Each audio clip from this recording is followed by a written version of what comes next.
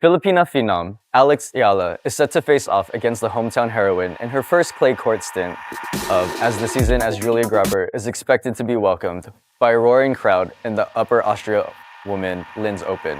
They said she can't win on clay.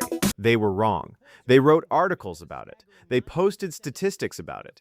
They whispered it in media rooms and broadcast it on podcasts and printed it in bold letters across every tennis preview on the internet.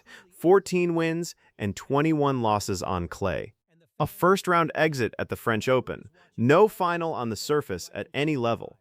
They stacked the evidence like bricks and built a wall around Alexandra Eala and stamped a label on it that said, "Hard court player only, do not cross onto red dirt."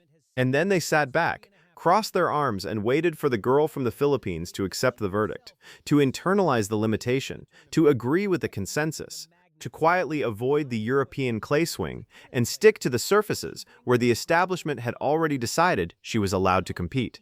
But they forgot who they were dealing with. They forgot that this girl was raised inside the Rafael Nadal Academy in Mallorca, Spain, the same red clay where the greatest clay court warrior in the history of civilization trained for 2 decades.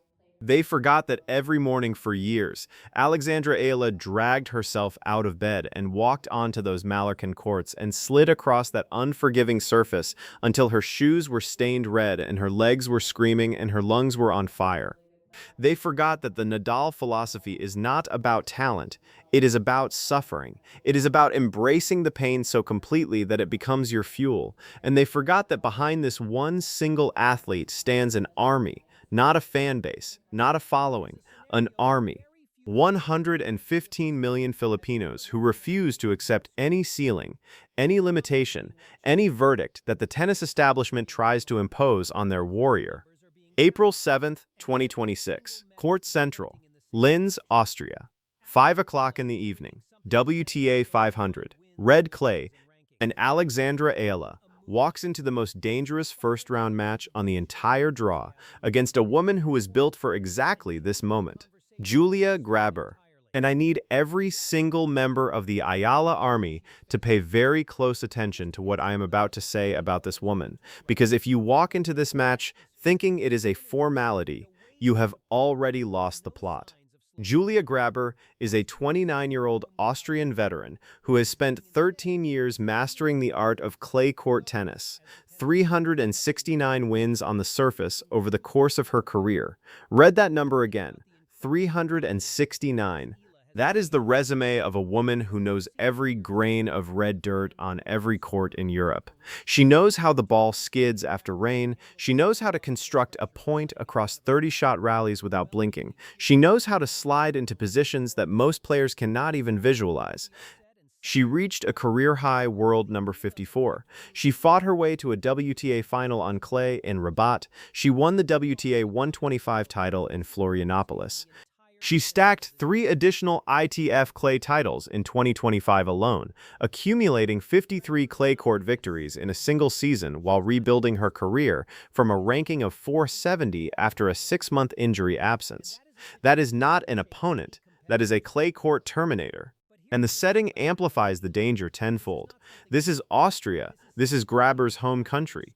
Every seat in that stadium will be occupied by someone who grew up watching her, cheering for her, believing in her. Court Central will become a coliseum where the crowd plays the role of the lion and Eala is expected to play the role of the prey. The noise will be suffocating. The energy will be one-directional. Every ace Grabher hits will sound like a bomb detonating. Every unforced error from Eala will be met with a roar that could rattle the bones of a lesser competitor.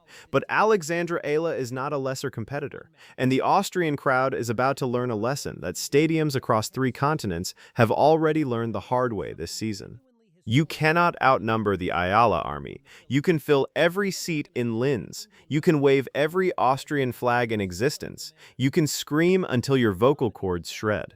And it will still be a whisper compared to the digital tsunami of 115 million Filipinos, plus the global diaspora flooding every live stream, every comment section, every social media platform on Earth, with an intensity that rewrites algorithms and crashes servers. The Eala army does not need seats. The Eala army needs Wi-Fi. And that is all it takes. Now let me walk you through the tactical anatomy of what is about to unfold. Because casual viewers see a tennis match, but the Eala army sees a chess game played at 200 kilometers per hour. Eala walks into Linz with a season record of 14 wins and 8 losses. But those 8 losses are the most prestigious collection of defeats you will ever see. Coco Gauff, the world number 4, needed everything she had. Ekaterina Alexandrova, world number 11, barely survived. Linda Noskova pushed her to the edge. Karolina Muchova, world number 13, had to summon her entire arsenal in the 4th round of Miami just to close the door. These are not losses that expose weakness. These are losses that confirm elevation. Eala is no longer competing in the foothills. She is scaling the summit, and the only people who beat her are the ones already standing at the top. Her 2026 victory log reads like a highlight reel directed by a madman. Auckland, where she carved through Donna Vekic, Petra Marchenko, and Magda Linette to reach the semifinals. Abu Dhabi, where she produced one of the most psychologically violent comebacks in recent WTA memory, down 4-0 in the deciding set against Alexandra Sasnovich. Staring at match point, the physical tank completely empty, the legs filled with concrete, the arm heavy as an anchor, and she clawed back. Point by point, game by game, she saved match point. She won the tiebreak. She walked off the court after 3 hours having performed a resurrection that should have been medically impossible. Dubai, the WTA 1000, one of the strongest fields of the season. She took apart Jasmine Paolini, the 6th seed, 6-1 in the first set like she was dismantling furniture.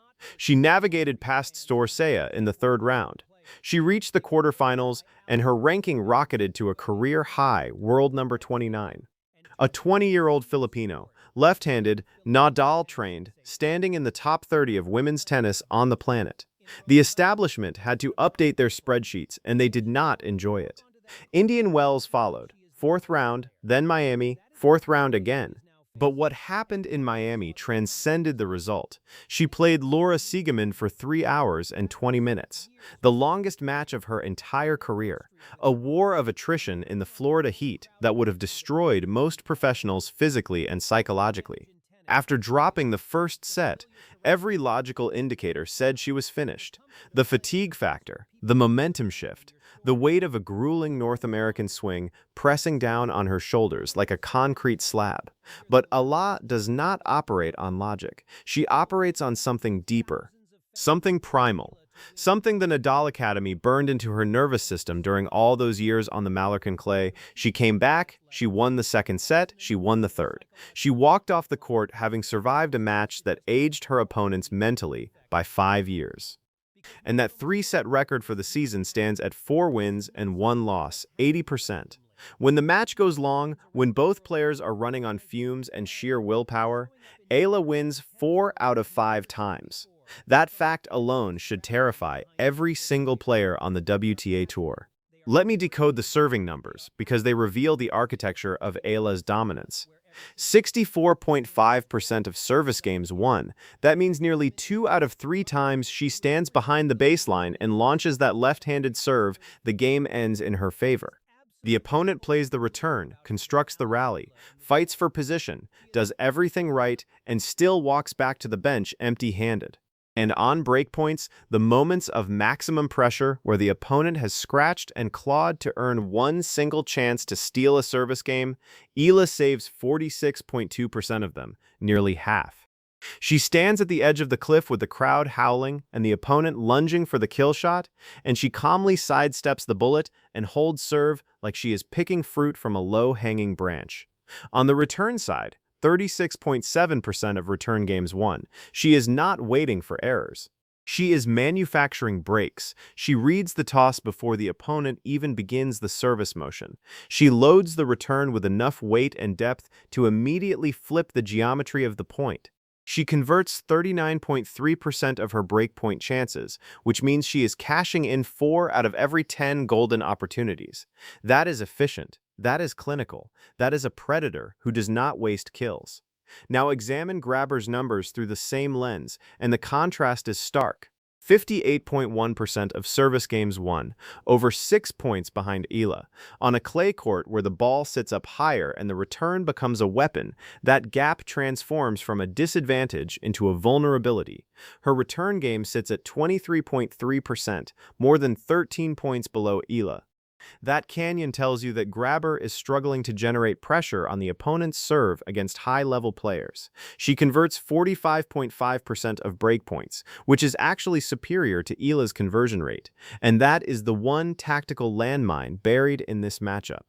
When Grabher earns a breakpoint, she finishes the job. She is a closer. She does not waste opportunities. The question is whether Eala's serve gives her enough opportunities to close. And the form line heading into Linz paints the larger picture. Grabher carries a record of 3 wins and 8 losses for the season. She has lost 6 of her last 7 matches. She retired against Katerina Zavatska. She dropped consecutive qualifiers to Anastasia Zakharova. She fell to Brancaccio in Antalya.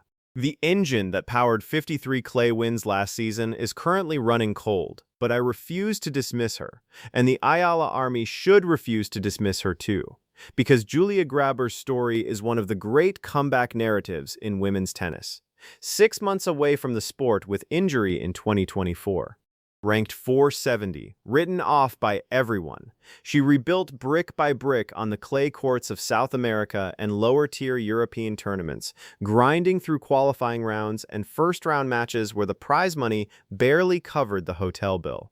She earned every single ranking point back through pure suffering. That kind of player does not fold when the home crowd is behind her. That kind of player uses the noise as oxygen. She breathes it in, and it fuels her legs and her lungs and her refusal to lose in front of her own people.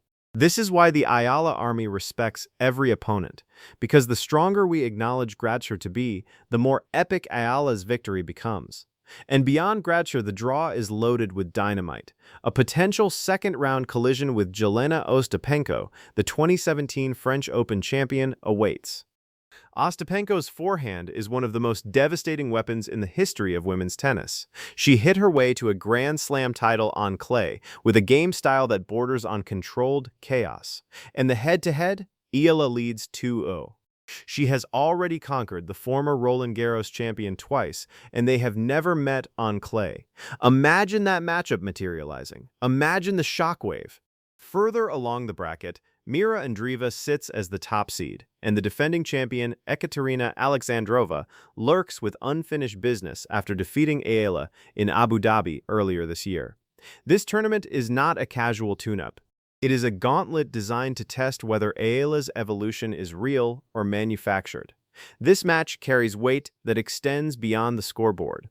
Eala's career clay record of 14-21 is the single most cited statistic by those who want to place a ceiling on her potential. It is the ammunition the establishment loads into every preview, every podcast, every prediction. And today is the day she begins dismantling that narrative point by point, game by game, set by set, on a center court in the heart of Europe.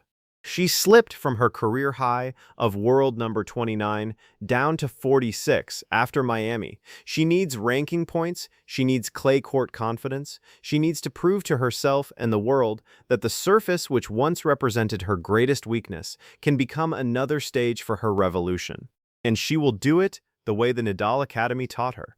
Not with flash, not with shortcuts, with suffering, with relentless topspin that kicks the ball above the opponent's comfort zone on the heavy red clay, with defensive positioning that turns impossible shots into neutral rallies, with a left-handed serve that curves into angles that right-handed opponents spend the entire match trying to decode. With the mental fortitude of someone who has already survived 3-hour marathons, match points, hostile crowds, and the suffocating expectations of an entire nation, and come through the other side stronger every single time. Let me tell you something about what it means to carry 115 million people on your shoulders. Most athletes would crumble under that weight. Most athletes would retreat to the safety of manageable expectations and quiet tournaments where nobody watches. Eala does the opposite.